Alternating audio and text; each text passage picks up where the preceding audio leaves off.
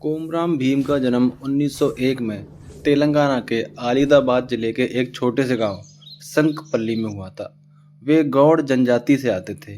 वो एक आदिवासी परिवार से थे। उनके पिता का नाम कोमराम चिक्का और माता का नाम सोमबाई था। उनका बचपन जंगलों, नदियों, पहाड़ों के बीच बीता। वो शिक्षा से बहुत ज़्यादा परिचित नहीं थे, लेकिन उसमें न्याय की भावना और आत्मसम्मान बचपन से था। उनके गांव के लोग रोज निजाम की हुकूमत के अत्याचार सहते थे। जबरन टैक्स, जंगलों से लकड़ी और फसल लेने पर पाबंदी, और जो आवाज़ उठाए उसे सजा मिलती थी। एक बार जब उनके पिता को निजाम के सैनिकों ने अन्यायपूर्वक परेशान किया, तो भीम के मन में विद्रोह की आग जल उठी। वो समझ गए कि अगर आदिवासी चुप रहेंगे तो उनका सब कुछ छीन लिया जाएगा, उनकी जमीन, उनका जंगल, यहाँ तक कि उनका अस्तित्व भी। भीम कुछ सालों तक अपने गांव से दूर असम के चाय बागानों में मजदूरी करने चले गए। वहां उन्होंने अंग्रेजों और निजाम दोनों की चालें समझी, कैसे आम आदमी का शोषण हो रहा था। साल 1920 के आसपास भीम अपने गांव लौटे। उन्होंने अपने लोगों को इकट्ठा किया और कहा, अब वक्त आ गया है कि हम अपने हक के लिए लड़ें। जंगल हमारा है, जमीन हमारी है, पानी हमारा है, और कोई इसे हमसे छीन नहीं सकता। भीम ने गौड़, कोया और अन्य जनजातियों को संगठित किया।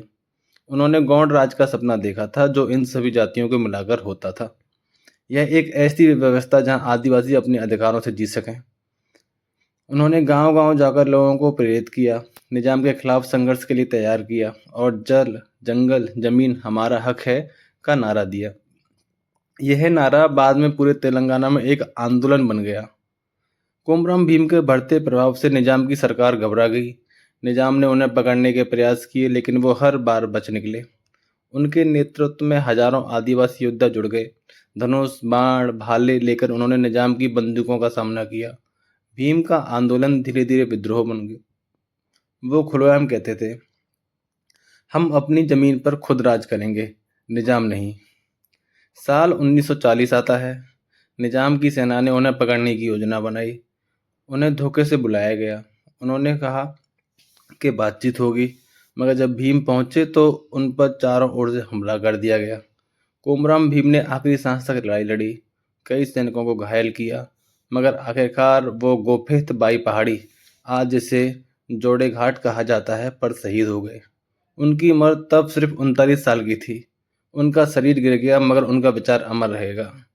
आज भी तेलंगाना में कोमराम भीम को धरती का बेटा कहा जाता है। उनकी याद में कोमराम भीम जठारा, समक्का सारारामा जठारा मनाई जाती है। उनकी वीरता ने आने वाली पीढ़ियों को सिखाया कि जब कोई तुम्हारे अधिकार छीनने आए तो चुप मत रहो, लड़ो, क्योंकि आज़ादी कोई देता नहीं, उसे हासिल करना पड़ता है। आज तेलंगाना एक जिला उनके नाम पर है, कोमराम भीम आलिदाबाद जिला। उनकी मूर्तियाँ गांव-गांव में लगी हैं और बच्चे स्कूलों में उनके नारे सीखते हैं, जल, जंगल।